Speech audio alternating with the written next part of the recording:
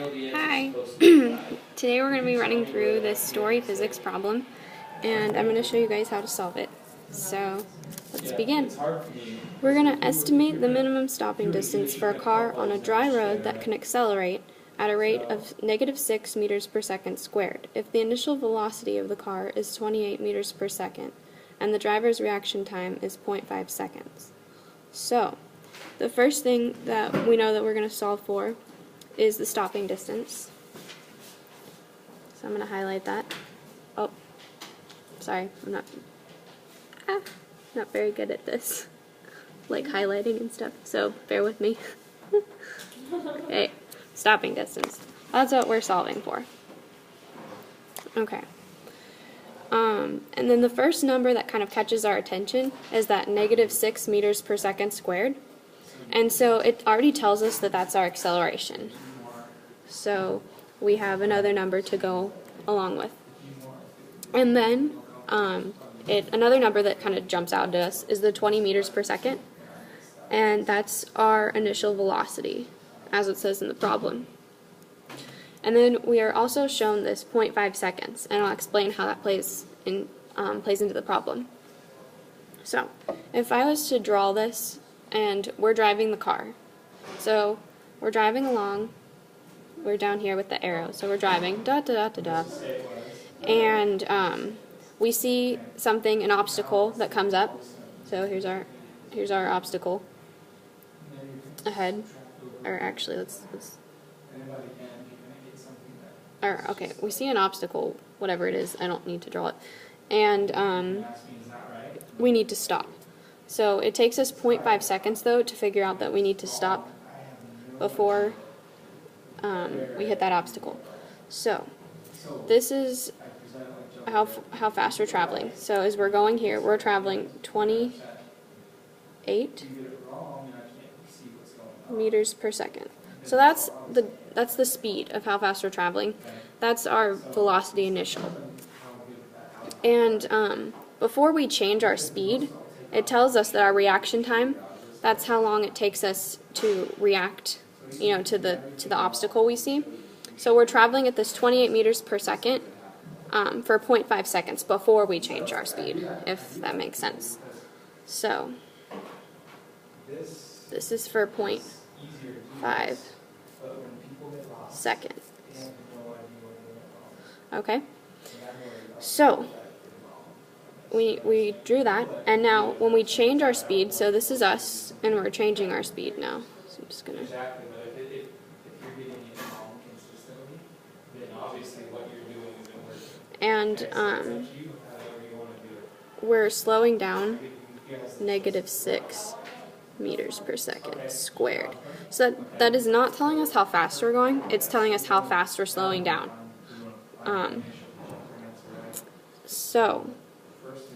And then we know that we're trying to stop. So we know our v final, our velocity at the end, is going to equal 0. Okay? So we are trying to solve, though, for this total distance right here. That whole distance, that's what we're solving for. So now we just need to figure out what equation we're going to use to solve that. So we're given a list of equations that we can use to solve it, and this one right here has all the variables that we either have or need to solve for. So I'm going to put our equation up, and it looks like this. Yeah, so it wouldn't change your answer if you do it first. So the reason why you don't just subtract this one. Okie doke. Yay, we have our equation. Okay, so now that we know that, it's like, oh my gosh, there's a bunch of random letters and stuff. What am I going to do? Okay, so let's not freak out, because down here we wrote down what all our variables are equal to and the ones that we're trying to solve for. So we can go through. Do we have acceleration? Yes, so we can plug our acceleration in. Do we know distance? No, but that's okay, we can solve for that. Do we know our velocity initial? Yes, we do. Do we know our velocity final? Yes, we do. So, but we're going to have to break this down into two parts because we have the variables, what they're equal to for the distance, for the second part of the distance down here. I will highlight that in pink.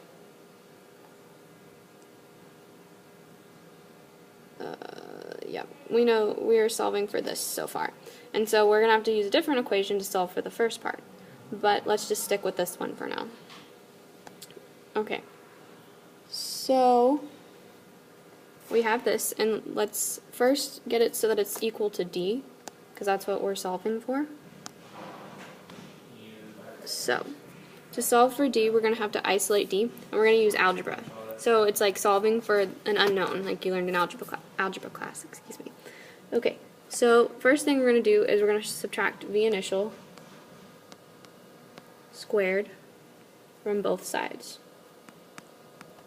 Okay, because whatever you do to one side, you have to do to the other, as just a simple rule of algebra. Okay, so I'm going to write that down here. Okay, so now we have this, and we're still trying to solve for d. So we're going to get our variables to cancel. And so like up here, those will cancel, and these will cancel. So then we have our equation that's going to equal d, which will look like this. Okay, I'm going to get rid of this so I have more room to write this. So I hope you followed it so far. So I'm just going to write our equation, what we should have, now that we moved everything. Okay, so I'm just going to rewrite what we did all the algebra for up here because I ran out of room.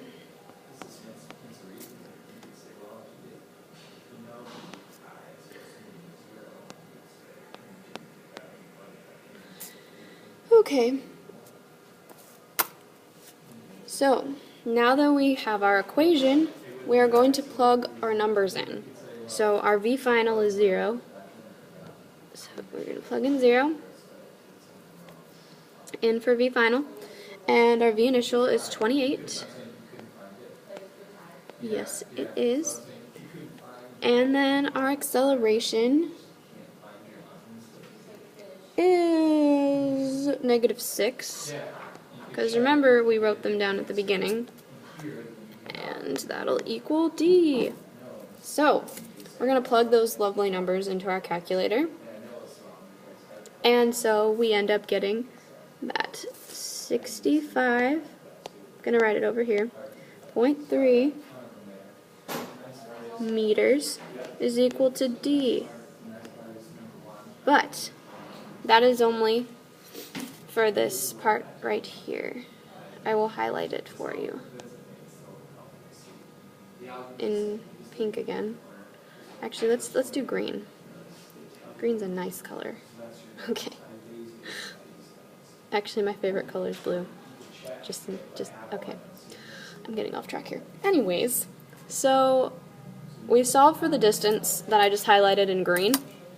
And so we want to know total distance though, because it says estimate the total stopping distance, so the total distance it took you to stop. So just when you thought you were done, you're not actually done. You need to like solve for another variable. But luckily this will be easier.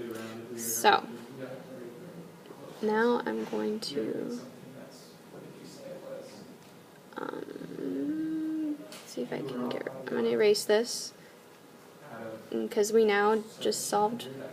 I was trying to figure out how to make room on the board. Okay, so I'm going to erase this. Hope you guys are following me so far. Okay. And now we are going to solve for, let's see, I will show you using blue what we're going to solve for now. This distance. Dun dun dun dun. Okay. So how we're going to go about that is we're going to use this equation for d. We're solving for d again.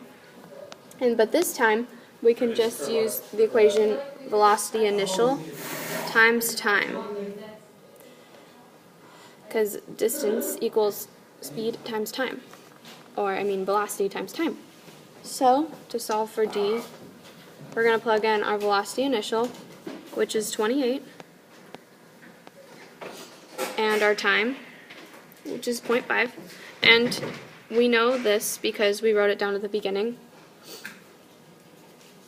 We wrote down all our variables out, and so our, let's see where is it, our velocity initial was 28 meters per second, and our time was 0.5. So we just went back in the problem and pulled the numbers back out. So if we plug those in on a calculator, we'll come up with a distance of 14 meters. Okay, so I'm going to erase this down here. So now we know that our distance over here is 14 meters. But are we done? No, because we're solving for the total distance. But this part is easy. We're just going to add the two distances together, and that'll give us our total distance. So 14 plus 65.3 is going to equal 79.3 meters. So this is our final answer. Dun, dun, dun, dun, dun, dun, dun. Okay, so I'm going to put a circle around it just because that's a very bad circle.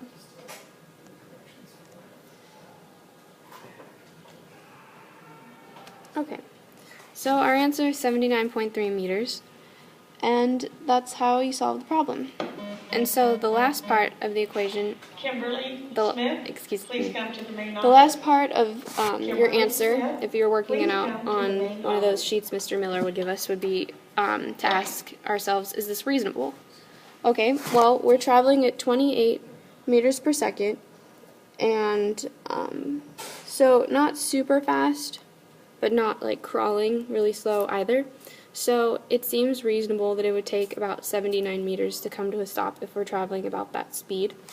So I would say yes, my answer is reasonable, because a car traveling at about 28 meters per second, will take about 79.3 meters to come to a stop. So that would be our stopping distance. So thanks guys for watching. I hope this made it easier. Sorry for all my little mishaps. This is my first time using an iPad, so okay. That's it. Bye.